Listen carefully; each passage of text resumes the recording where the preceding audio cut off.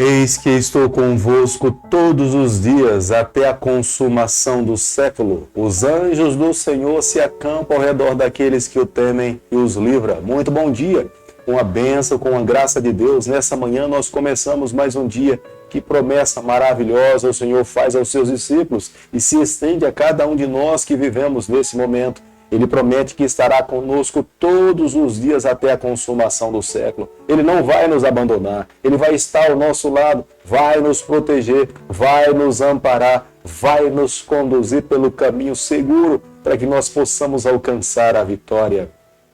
Todos os dias nesse canal nós estudamos um capítulo da Palavra do Senhor. E nessa manhã eu convido você a ter nas mãos a Palavra de Deus no livro de Mateus, capítulo 18, o versículo 1 e o versículo 2.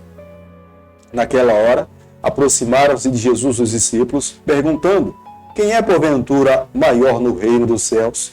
E Jesus, chamando uma criança, colocou no meio deles e disse: querido amigo, nessa manhã no capítulo 18, nós iremos aprender a maneira pela qual nós podemos herdar a vida eterna. Fica muito claro para nós, aquele que é arrogante, aquele que é presunçoso, aquele que acredita que irá entrar ali sozinho, aquele que se sente melhor do que as outras pessoas, aquele que só vê defeito nas outras pessoas, esses estão fora do reino do Senhor. Mas aquele que se humilha diante de Deus, aquele que reconhece que é pecador, aquele que reconhece que é insignificante, mas precisa cada dia viver as verdades do Pai e busca o Senhor e vive uma vida dependente de Deus e incessantemente busca estar ao lado do seu Pai, serão esses que o Pai um dia irá voltar aqui a essa terra para salvar. Jesus coloca uma criança no meio dos seus discípulos e fala: quem não se tornar como uma criança jamais poderá herdar a vida eterna. Jesus fala da humildade, Jesus fala do amor que tem para com o seu próximo, mesmo que seja ofendido. Jesus fala de uma criança que depende do seu pai. Jesus esperava que os seus discípulos vivessem dessa forma e aquela geração reconhecesse que Ele é soberano. Dessa forma, eles alcançariam a vida eterna. Como nós podemos fazer a leitura no versículo 18 do capítulo 1, que nós estamos estudando nessa manhã, nós podemos observar que o evangelista Mateus começa falando naquela hora. É naquele exato momento em que Jesus convida os seus discípulos a pagar impostos aos reis, é que ele leva os seus discípulos a fazer uma autorreflexão. Ele conseguia observar que o coração daqueles homens estava propenso a se assentar-se no governo do lado de Jesus Cristo nessa terra. Mas Jesus enfaticamente queria levar aqueles homens a refletir que o reino dele não era desse mundo. O seu reino era celestial. Eles precisavam crer nos ensinamentos de Cristo. Eles precisavam crer que Jesus era o Filho de Deus. Jesus é Criador de todas as coisas, mas o desejo de Deus era salvar os homens desse mundo do pecado. Os profetas que vieram antes dele tentaram preparar o coração dessa geração para que crescem em Deus, mas essa geração era incrédula, eles não creram no Senhor. Jesus agora colocava os seus pés nesse mundo com o objetivo de ganhar o coração dessa geração, salvar todas as pessoas, mas os seus filhos estavam com os seus olhos voltados mais para essa terra e não conseguiam observar que Deus era filho do Senhor e queria fazer morada no coração de cada um dos seus filhos. Depois de Jesus ter passado aproximadamente 1 ano e meio longe de Jerusalém, eles acreditavam que esse era o momento em que Jesus iria se apropriar do trono, do governo, mas Jesus enfaticamente falava: o meu reino não é desse mundo. Mateus capítulo 18, versículo 6, a Bíblia diz o seguinte: qualquer, porém, que fizer tropeçar um desses pequeninos que crê em mim, melhor lhe fora que lhe pendurasse ao pescoço uma grande pedra de moinho e fosse afogado na profundeza do mar. Jesus estava mostrando para aquela geração e para os seus discípulos que aquele que tentasse impedir alguém de ser salvo, esse seria julgado pelo próprio Deus. Deus esperava que os líderes fossem facilitadores para alcançar a salvação.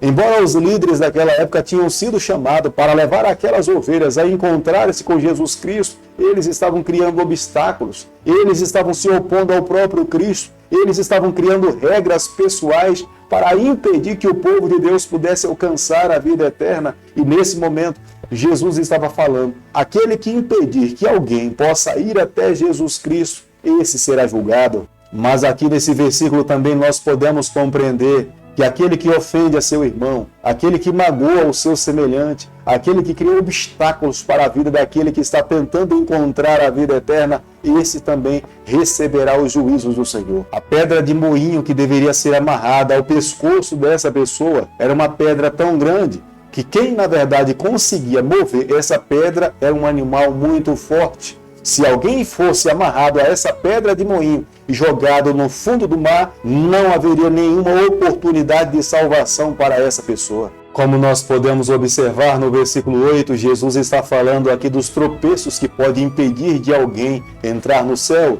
E ele chega ao ponto de falar o seguinte: se a tua mão direita te faz pecar, corta-o. Se o teu olho direito ou esquerdo te faz pecar, tira ele do teu corpo.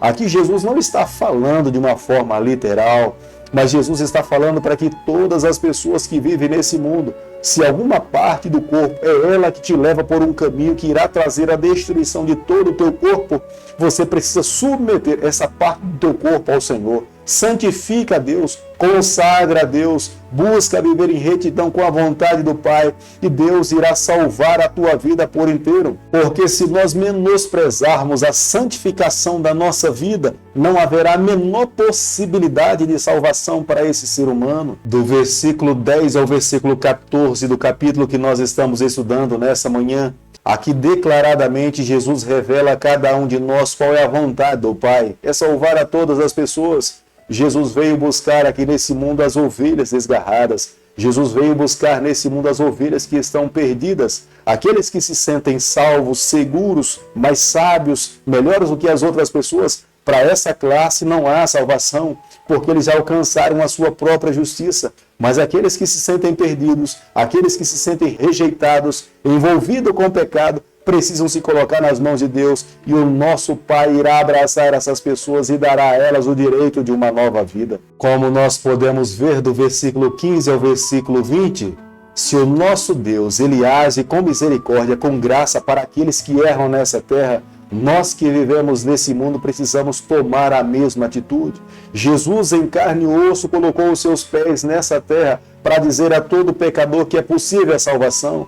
Se porventura nos relacionamentos humanos nós somos ofendidos, ofendemos alguém, nós precisamos agir como Deus agiu. Nós temos que ir na direção daqueles que nos ofenderam ou nós ofendemos, pedir perdão. E a Bíblia fala que aquele que age dessa forma, ele ganha o coração do seu irmão. Ele demonstra que é um verdadeiro cristão. Mas se essa pessoa não der ouvido aos seus conselhos, se essa pessoa estiver com o seu coração trancado, envolvido no pecado, esse ser humano deveria apresentar à igreja e a própria comunidade teria a responsabilidade de dizer a disciplina que esse ser humano deveria sofrer na vida. Jesus é muito enfático em afirmar aqui nesse capítulo que tudo aquilo que é ligado nessa terra é ligado no céu. Mas se porventura for desligado dessa terra, da comunidade, do céu também será desligado. Mas a importância de tratar essa ovelha com amor, com carinho, com misericórdia, ouvindo as suas lutas, as suas batalhas, essa é a responsabilidade daqueles que lideram essas ovelhas nos dias em que nós estamos vivendo. E no versículo 21 ao versículo 22, nós podemos ver que não há limites para o perdão de Deus.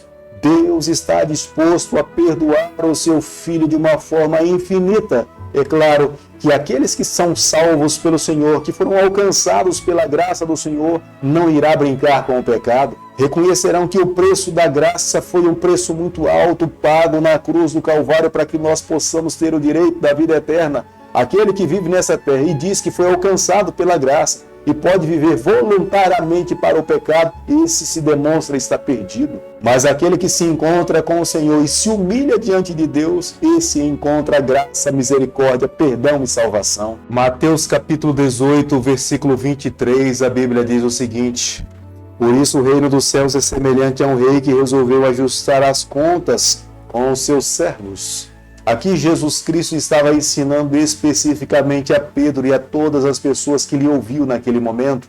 Se Deus estava disposto a perdoar o pecado dos seres humanos, que custou a vida de Jesus Cristo, morte de cruz, Qual é o ser humano que não teria também a responsabilidade de perdoar o pecado do seu irmão? Aquele que se indispunha a perdoar os erros dos seus irmãos, ele também está se colocando diante de Deus, pedindo para o Senhor para que também não perdoe os seus pecados. Da mesma forma como nós não temos a menor possibilidade de pagarmos nenhum centavo em decorrência dos erros que nós cometemos para herdar a vida eterna, assim era a vida daquele homem que foi trazida diante do rei citado por Mateus, que ele não tinha a menor possibilidade de pagar a sua dívida. Como o rei perdoou aquele homem que não tinha condições de pagar a sua dívida, Deus também tem pago a dívida dos nossos pecados, que ela é incomensurável. Ao ouvirmos a pergunta de Pedro a Jesus Cristo, podemos claramente compreender que a pergunta de Pedro a Jesus era uma pergunta legalista.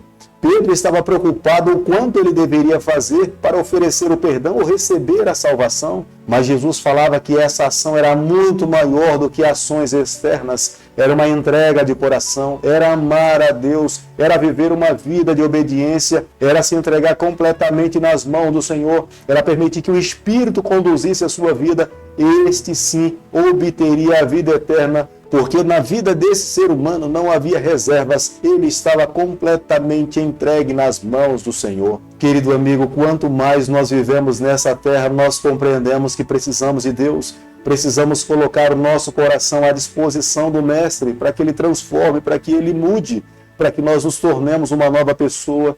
Se não houver uma verdadeira mudança no nosso coração, jamais conseguiremos nos deparar com o nosso Cristo. Precisamos a cada dia renunciar à nossa vontade para que Deus assuma o controle do nosso coração.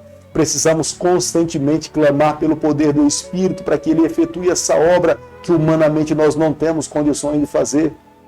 E estudar a palavra de Deus é uma necessidade, orar a Deus também, fazer o nosso jejum, estar na casa do Senhor, isso são ações essenciais. Mas nos submeter à guia do Espírito é indispensável. Todas as outras coisas se tornarão desnecessárias sem a presença do poder do Espírito em nossa vida. Hoje nós precisamos de Deus, hoje nós precisamos do Espírito, precisamos fazer um sacrifício vivo.